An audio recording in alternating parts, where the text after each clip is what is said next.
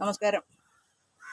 ഞാൻ ചെറുപ്പത്തിലൊക്കെ ഈ മറ്റേ പുരാണ സിനിമകൾ, ശ്രീകൃഷ്ണൻ്റെ പിന്നെ ജീസസ് അങ്ങനെയുള്ള സിനിമകൾ കാണുമ്പോൾ ഓർക്കാറുണ്ട്.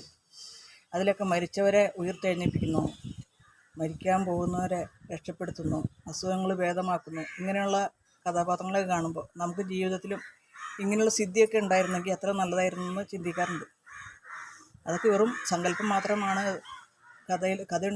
വെറും ഒരു കഥ മാത്രമാണെന്നൊക്കെയാണ് വിചാരിച്ചിരുന്നത്. 2000 റെയ്ക്കി എന്ന മഹാസംഭവത്തെ അറിയുന്നത് വരെ.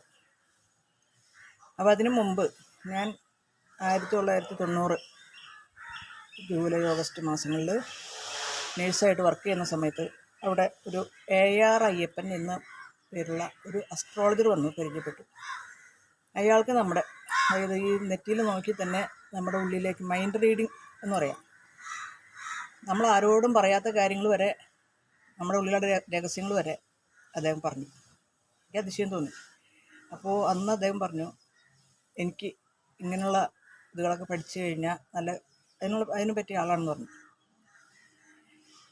അങ്ങനെ ഇരിക്കുകയാണ് ഞാൻ മണ്ണുത്തിലെത്തിയപ്പോൾ ഈ പത്രത്തിൽ കണ്ടു മരുന്നില്ലാത്ത ചികിത്സ റെയ്ക്കി പലപ്പോഴും കാണുന്നുണ്ട്. അപ്പോൾ എന്തോ എനിക്കത്ര വലിയ താല്പര്യം തോന്നില്ല കേട്ടോ. പിന്നെ ഒരു ദിവസം ഇങ്ങനെ വാർത്ത കണ്ടു കഴിഞ്ഞപ്പോൾ, വാർത്തയില്ല, ചെറിയൊരു കോളം പരസ്യം മനോരമയിൽ ഒന്ന് വിളിച്ചു നോക്കി ആ ആഴ്ചയിലെ തന്നെ ക്ലാസ് അറ്റൻഡ് ചെയ്ത്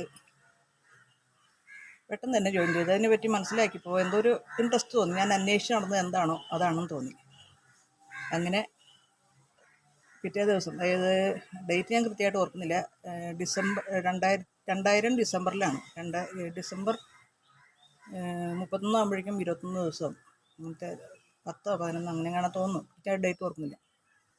അപ്പോൾ ഇത് സാറ് വിശദമായിട്ട് പറഞ്ഞു എന്ന് പറഞ്ഞാൽ നമുക്കൊരു പുസ്തകങ്ങളൊക്കെ എഴുതിയ പോലെ എന്നല്ല, സാറിൻ്റെ ഒരു രീതിയിലാണ് സാറ് അതിനെപ്പറ്റി പറഞ്ഞു തന്നത്.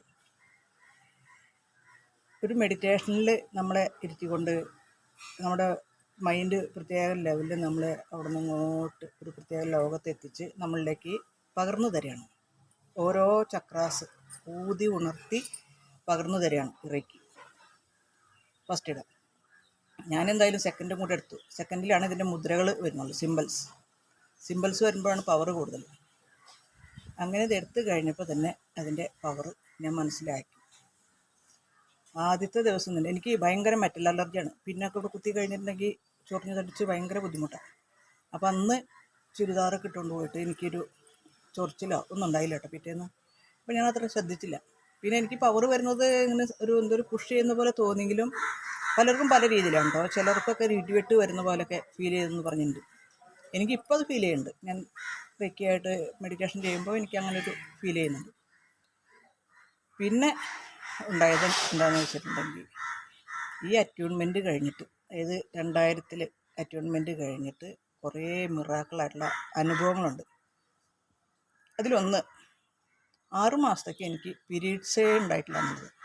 ഞാൻ എന്നിട്ട് ഡോക്ടറൊക്കെ പോയി ഗൈനക്കോളജിസ്റ്റിനെ പോയി കണ്ടു എന്ത് സംഭവിച്ചെന്ന് അറിയാനായിട്ട്. അതെന്താണെന്ന് എനിക്കറിയില്ല. 6 മാസത്തേക്ക് ഉണ്ടായില്ല. കൃത്യം എല്ലാ മാസം വന്നുകൊണ്ടിരിക്കണം. എനിക്ക് ഒരു ദൈവ ചൈതന്യം, ഒരു പോസിറ്റീവ് എനർജി വരുമ്പോൾ നമ്മുടെ ശുദ്ധീകരണം നടക്കുന്നതിന് മാറ്റി നിർത്തിയതാണോ എന്താണെന്ന് എനിക്കറിയില്ല. അതിനെപ്പറ്റി പറയാൻ എനിക്കറിയില്ല. പിന്നെ കുറേ അസുഖങ്ങളൊക്കെ അതിന് മുമ്പ് വന്നിട്ടുണ്ട്. അപ്പോൾ അസുഖങ്ങളുള്ളവർക്കൊക്കെ ക്ലെൻസിങ് നടക്കും. നമ്മുടെ ശരീരത്തിലുള്ള രോഗങ്ങളെ ക്ലെൻസിങ് നടത്തി അതിനെ ശരീരത്തിനെ എനർജൈസ് ചെയ്തതിന് ശേഷം മാത്രമേ മറ്റൊരാളെ ഹീല് ചെയ്യാൻ പാടുള്ളൂ. പക്ഷേ എനിക്ക് ഈ പവർ കിട്ടിക്കഴിഞ്ഞപ്പോൾ ഒരു ത്രില്ലായി. ഏതൊരു രോഗിയെ കണ്ടാലും, സ്വന്തക്കാരിൽ ആക്സിഡൻറ്റ് പറ്റിയവർ ഒക്കെ ഹീല് ചെയ്യുന്ന ഒരു പതിവ്, അത് ചിലർക്ക് ഇതിനെപ്പറ്റി വിശദമായിട്ട് മനസ്സിലാക്കാനിട്ടാണ് കേട്ടോ. നമ്മൾ ശരിക്കും കുറേ മനസ്സിലാക്കാനുണ്ട് ഇതിനെപ്പറ്റി.